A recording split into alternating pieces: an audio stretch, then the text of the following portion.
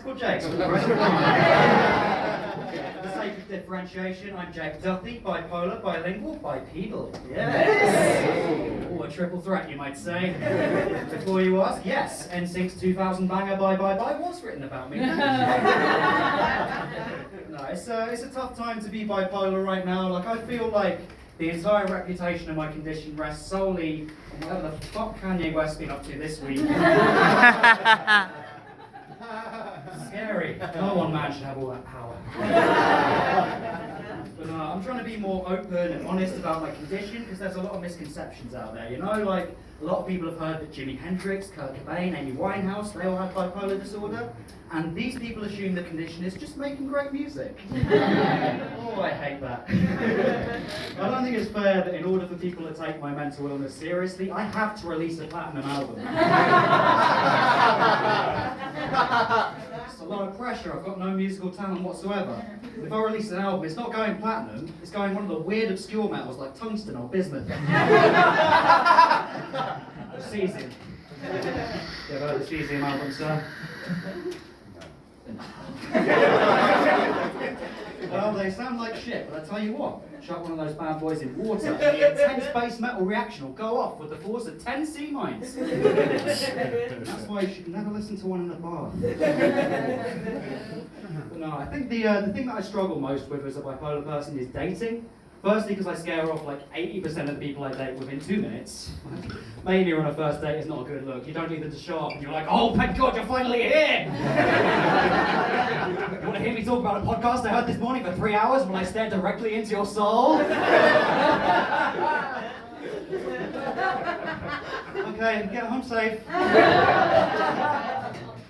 But and out of the 20% who remain, like an alarming amount seem to want me to be some kind of manic pixie dream boy, and oh boy, I don't like that. And I have no way of telling going into a date if my date's going to be cool, or if they've seen Garden State too many times and think they can fix me. Someone tried to fix me on a date recently. I didn't like it, but you know, I really should have expected it after swiping right on Bob the Builder. But you know what, there's that utility belt, those kind eyes, I just couldn't help myself.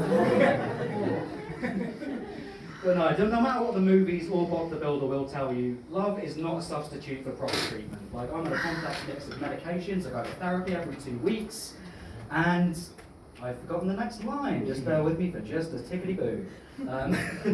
But yeah, even with all of this treatment, there is still every chance that I'll have a breakdown that might kill me. Thanks for laughing at that. That was a punchline, that was a raising tension. But no, so when I look for a long-term partner, I'm not looking for someone to fix me. I'm looking for someone who, when I'm really struggling, can look after me. Because as the old saying goes, if you can't handle me at my worst, this will be a hellish ordeal for both of us.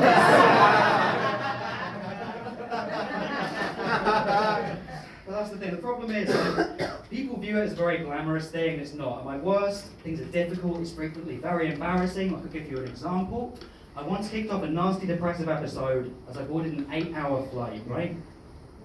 The duration of which I spent alternating between sleeping and crying. Oh, I used to hate babies on planes. On that plane, I was the baby. You know, I had flight attendants coming up asking if I'm okay. I've got to be like, yeah, I just really enjoyed my holiday, thank you. Well, I'm not even a particularly severe case. For a more extreme example, Vincent van Gogh, right? Famously bipolar, famously cut his own ear off and gave it to a lover in what is easily the most misjudged romantic gesture of all time.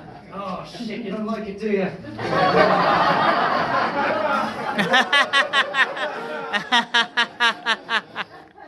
I can change it for another one. But that's it, everyone talks about the whole cutting the ear off thing. No one talks about the aftermath, and I find that weird.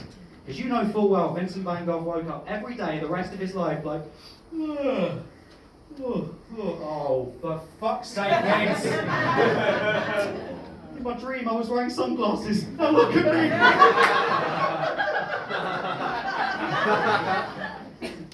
Anyway, we're coming to the end of our time together. And I know, right? Don't pretend to feel sorry for me after you laughed at my prospective death. Anyway, I want to ensure that you guys have absorbed the information from tonight's seminar. So we're going to do a little sing-song. You up for it? Yes! Oh, yes, we're going to do the Bob the Builder theme. Do you know it? Yes! Oh, thank God for that. I did this in Kensington the other day, and someone literally said, no, we grew up with Barnabas the interior designer. You can fix it with Feng Shui.